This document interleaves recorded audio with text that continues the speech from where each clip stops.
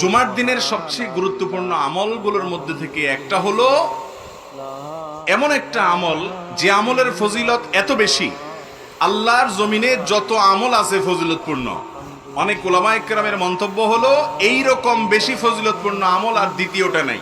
আমলটা কি বলবো? আমলটা হলো জুমার দিন যদি কেউ গোসল করে, গোসল ফরজ হয়, গোসল করে, গোসল করার পর আগে আগে ঘুম থেকে উঠার পর মসজিদে আগে আগে যায়, মসজিদে আগে আগে যায়, পায়ে হেঁটে হেঁটে মসজিদে যায় এবং আগে আগে গিয়ে ইমামের খুব কাছাকাছি গিয়ে বসে খুতবা শ্রবণ করে, কোনো কথাবার্তা বলে না, অনর্থক কাজ করে না।